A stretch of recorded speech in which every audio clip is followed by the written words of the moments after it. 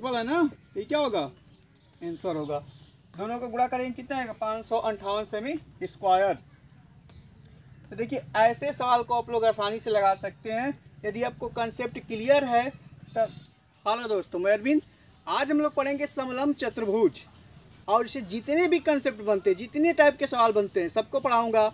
इससे पहले मैं समांतर चतुर्भुज, सम चतुर्भुज, बहुत मोस्ट टॉपिक पढ़ा चुका हूँ। यदि उसको आप लोग नहीं देखे होंगे तो डिस्क्रिप्शन में लिंक मिल जाएगा, जाकर वहाँ से देख लीजिएगा।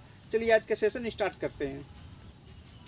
देखिए कह रहा है कि समलंब चतुर्भुज हमको पढ़ना है। देखिए हमने फिगर बना रखा है, फिगर इसलिए बना लिया कि थोड़ा सा टाइम बच जाएगा।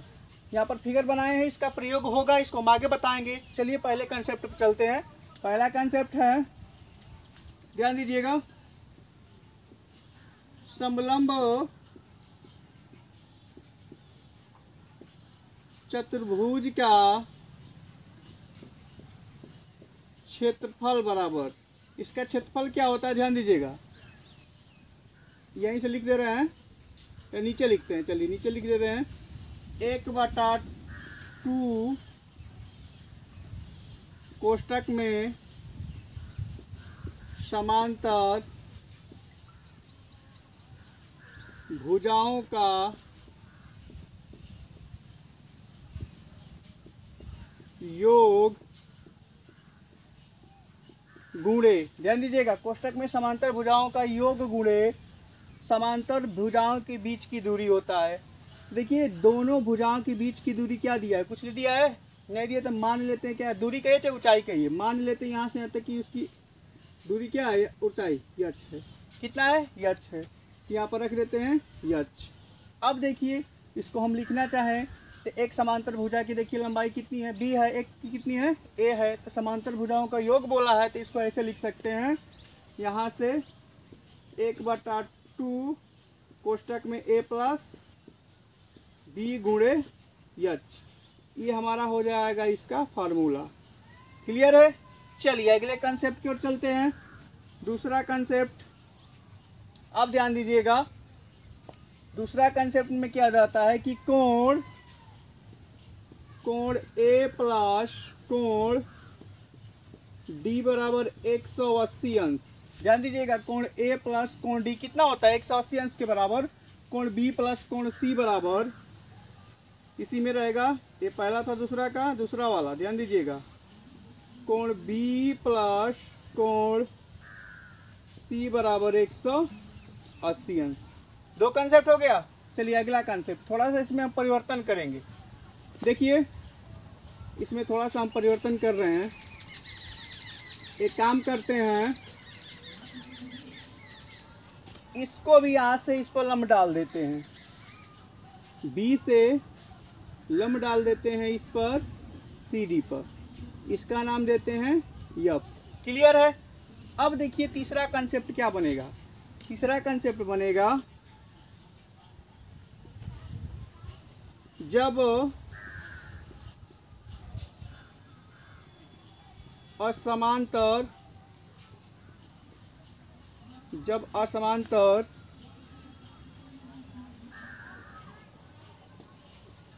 भुजाओं की लंबाई समान हो जाए।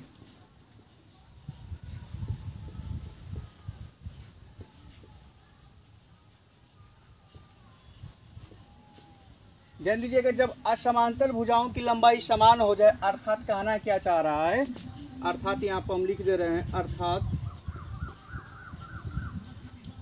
AD बराबर आपका हो जाए BC। जब AD बराबर BC हो जाए और हम यहाँ पर E है ना, AE लंब डालें किस पर, CD पर, और BF लंब डालें किस पर, CD पर, तब देखिएगा, ध्यान दीजिएगा, तथा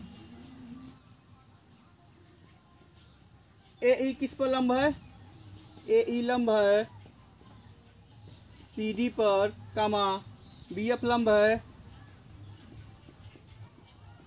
किस पर, CD पर।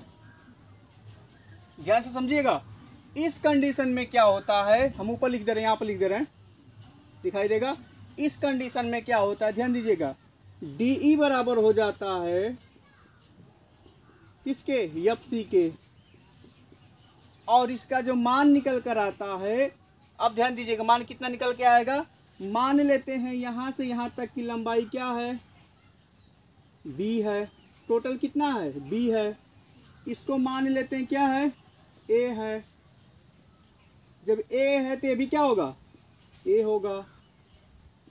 क्लियर है, माने हैं यहाँ से CD की लंबाई B है और EF की लंबाई क्या है, A है, तो ये भी A है, तो ये भी क्या होगी, A होगी। तो इस कंडीशन में क्या होता है, ध्यान दीजिएगा, B माइनस A बटा में 2, ये निकल कर आता है इसका कंसेप्ट। ये क्या होगा इसका कंसेप्ट, अर्थात DE FC बराबर हो जाएगा B माइनस A बटा में 2। क्लियर है, तो इस कंसेप्ट को याद रखिएगा, इससे बहुत अच्छे से सवाल लगते हैं। तो चलिए हम लोग इसके सवाल को देख लेते हैं। चलिए तो पहला क्वेश्चन देख लेते हैं। कह रहा है कि एक समलंब चतुर्भुज की समांतर भुजाओं की लंबाई का अनुपात 3 संबंधे 2 है, उनके बीच की न्यूनतम दूरी 15 सेमी है तथा समलंब चतुर्भुज का क्षेत्रफल 450 सेमी स्क्वायर है। समांतर भुजाओं की लंबाई का योग बताइए। देखिए हमसे पूछ रहा है कि समांतर जो भुजाएं होगी ना उसका योग कितना होगा, क्षेत्रफल दे दिया है, समांतर भुजाओं की लंबाई का अनुपात दिया है, उनके बीच की दूरी दे दिया है। तो हमको पता है कि समांतर चतुर्भुज का क्षेत्रफल भी दिया है, तो उसका फार्मूला क्या होता है हम बता चुके हैं। लिख देंगे सोल्व, लिख देंगे तो समलंब का, समलंब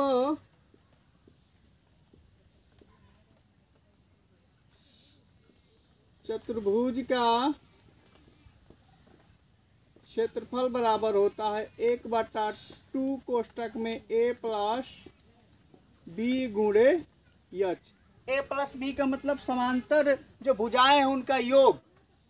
चलिए तो यहाँ पर हो जाएगा 1/2।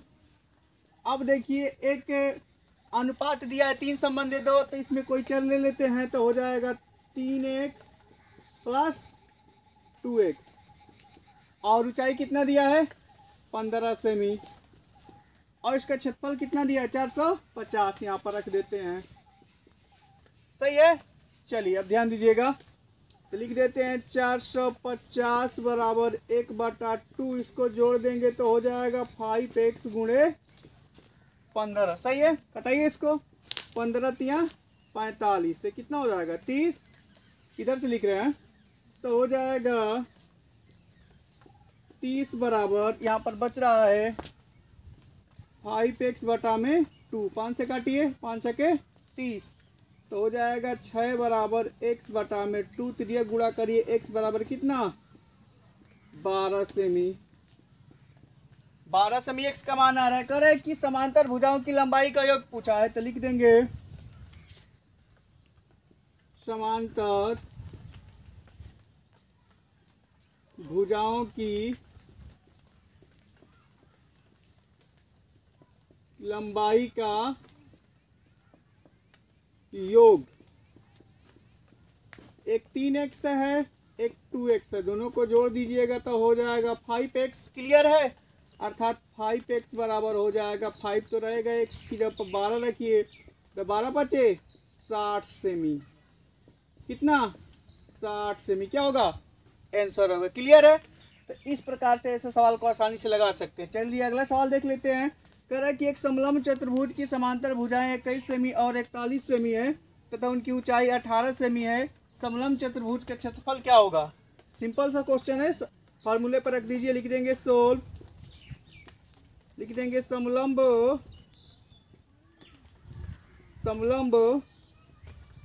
चतुर्भुज का क्षेत्रफल बराबर 1/2 होता है कोष्टक में A प्लस B गुणे H। क्लियर है, चलिए रखते हैं तो 1/2 हो जाएगा, और समांतर भुजाओं की लंबाई दिया 21 सेमी और प्लस हो जाएगा 41 सेमी, और उनके बीच की दूरी कितना दिया है 18। चलिए सोल्व करते हैं तो हो जाएगा 1/2 गुणे, इसको जोड़िएगा तो हो जाएगा 62 गुणे 18। 2 से काट देते हैं, इधर लिख रहे हैं, तो हो जाएगा 31 गुणे 18, गुणा करिएगा तो आएगा 558 सेमी स्क्वायर, क्योंकि क्षेत्रफल है ना, ये क्या होगा आंसर होगा। दोनों को गुणा करेंगे कितना आएगा 558 सेमी स्क्वायर। तो देखिए ऐसे सवाल को आप लोग आसानी से लगा सकते हैं। यदि आपको कंसेप्ट क्लियर है तो किसी भी सवाल में आपको प्रॉब्लम नहीं होगी। चलिए तो हम लोग मिलते हैं नेक्स्ट वीडियो में। यदि वीडियो पसंद आए तो वीडियो को लाइक करिएगा, चैनल को सब्सक्राइब करिएगा और वीडियो को अधिक से अधिक लोगों तक शेयर करिएगा। Thanks for watching.